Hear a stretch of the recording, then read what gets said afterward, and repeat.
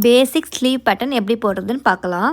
ஸ்லீவுக்கு தேவையான மெஷர்மெண்ட்டு. இதில் கேப் ஹைட்டுங்கிறது என்னென்னா உங்களுக்கு ஷோல்டர்லேருந்து ஆம்பீட் வரைக்கும் இருக்க டிஸ்டன்ஸ் தான் கேப் ஹைட்டுன்னு சொல்லுவோம். இதை கொடுத்துருக்க ஃபார்முலா தான் கேப் ஹைட் கண்டுபிடிக்கிறதுக்கு ஃபார்முலா.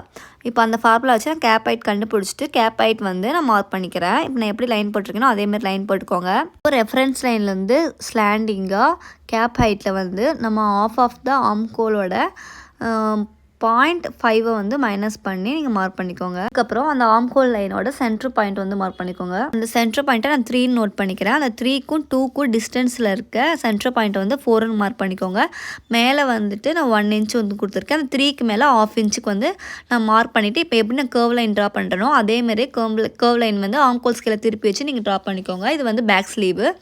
அதுக்கப்புறம் இந்த 4க்கு கீழே ஒரு 1/4 இன்ச் மட்டும் மார்க் பண்ணிக்கோங்க. இப்போது பேக் ஸ்லீவ் போட்ட மாதிரியே மேலே இருந்து அந்த 3ல மட்டும் டச் ஆகிக்கணும். அந்த 3 லைன் இருக்குது, டாட் இருக்குல்லையே, அதில் டச் ஆகி உள்ளே வந்து அந்த 1/4 இன்ச்சில் வந்து கர்வ் லைன் வந்து நம்ம கரெக்டாக ட்ரா பண்ணிக்கிறோம். இது வந்து ஃப்ரண்ட் ஸ்லீவு. இதுக்கப்புறம் ஸ்லீவ் ஹைட்டும் ஸ்லீவ் ரவுண்டும் வந்து நம்ம மார்க் பண்ணிக்க போகிறோம். மார்க் பண்ணிவிட்டு இந்த ஸ்லீவ் ரவுண்ட்லேருந்து கேப் ஹைட்டை வந்து நம்ம கனெக்ட் பண்ணிடுறோம். கனெக்ட் பண்ணிவிட்டு இப்போ ஸ்லீவை வந்து நம்ம கட் பண்ண போகிறோம். ஃபஸ்ட்டு வந்து பேக் பீஸ் ஃபுல்லாகவே கட் பண்ணி எடுத்துக்கோங்க.